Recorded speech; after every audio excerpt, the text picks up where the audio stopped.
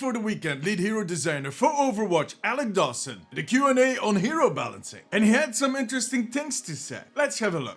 Hey guys, I'm Dempsey from the Omnic Post. When they announced the Lifeweaver changes that went live earlier today, Blizzard must have felt like they had some explaining to do. First there was the director blog, in which that the game director for Overwatch, Aaron Keller, shared some insights on why they made these choices. And just before the weekend, Alec Dawson joined Eva Langwin and KarQ during their streams to again discuss those changes and more. They actually touched on quite a lot of heroes. Now, I don't know how long they had this plan, but I feel like the agenda wasn't really clear. Sure, they addressed Lifeweaver, but other than that, it felt like the greatest hits of community questions. In other words, we just heard about a lot of topics you already knew about. And to no fault of the people involved, let me make that clear. I think this was more of a timing issue. First off, of course, Lifeweaver. The changes are going live or went live today, depending on when you watch this video. And I think we need to wait and see how this all pans out. But we did learn, for instance, that they removed Parting Gift, his passive, to kind of clean up his kit, to simplify it. Look, Aaron's blog also talked about this subject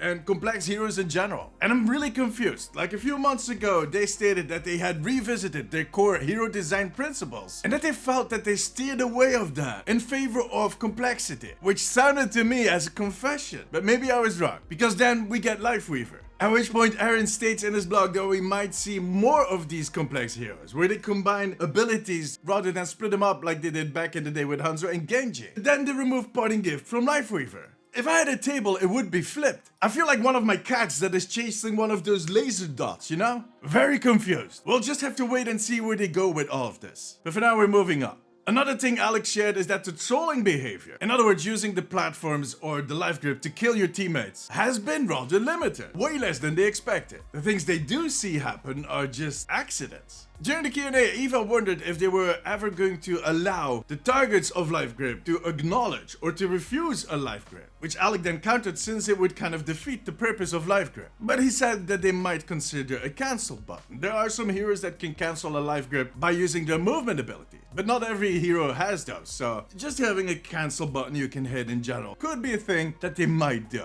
Don't get your hopes up though, or don't panic yet, depending on which side you're on. And while we're on the topic of unexpected results, Brigitte. The community was up in arms when they saw that HD shield she was getting in Season 4. We were going to be kicked back to a GOATS meta. Turns out her win rate is still the same as it was at the end of Season 3, which isn't bad. She was doing good, but the big shield didn't really push her forward. Someone else that is also doing good is Genji, which is going to be a surprise for at least half of you. I often get asked during my stream if I think they're going to nerf or buff Genji. It seems that the community is divided in two groups. Either they think he's overpowered or they think he's underpowered. Me, however, I always answer that I think he's in a good spot. Sure, only capable Genjis will get the best results, but the less capable ones look good dying. I think we need those types of heroes. And it turns out that Alec agrees. The thing is, as I said, the perception is very different. And that by itself is also a problem. Something I've been saying in my videos a lot. Perception is key. I'm actually starting to think that they do watch my videos.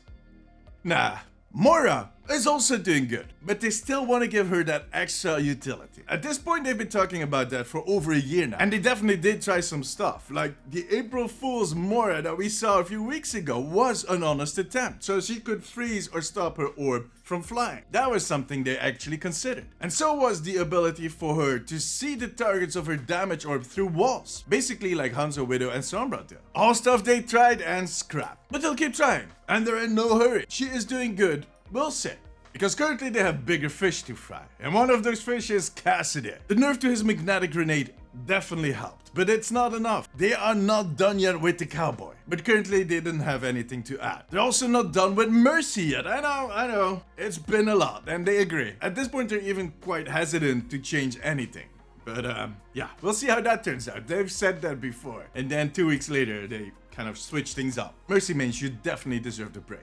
And I think we all might need a break soon, cause Mei is getting a little buff. And that buff is coming soon. They're going to bring back the slow effect, or the ramping slow effect, on her primary fire. Now, it won't be the Mei that we know from Overwatch 1, so she won't be able to completely freeze you. But I get the sense that it is going to be pretty close. So, in a way, we are getting the old Mei back. So I ordered a year's supply of holy water and priests. Those priests are rather difficult to come by, but well, they're in my basement.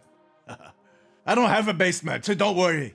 The Junker Queen needs more playtime. They love her kid and they don't want to mess with her, but they feel that she is very circumstantial right now. The thing is, they can't just buff her because that is risky. We've seen the Junker Queen in the first beta and they don't want to go back to that. So they have some thinking to do. They need to figure this out. Which to me sounds like a rework for, I don't know, in 6 months or a year. It always starts out with, oh, we like it, but it's not working. Okay, we're going to rework them. That's how it went with Sombra and Roadhog. Which brings me to the topic. Hey, there's segues? Good God, I'm getting good at this.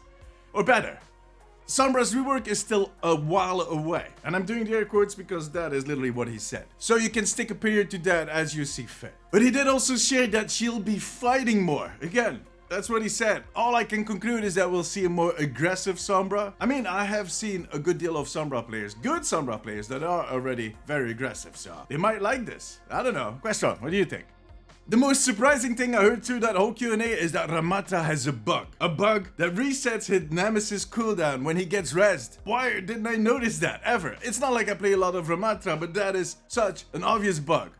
Anyways, that was about the gist of it. I'm going to leave the links to both Eva and KarQ's channels below so you can watch the VODs for yourself. Now I presume that we'll have to wait till Season 5 in 7 weeks for the bigger updates like Sombra and Roadhog. But the Mei one might already be part of the mid-season balancing patch. So, yeah.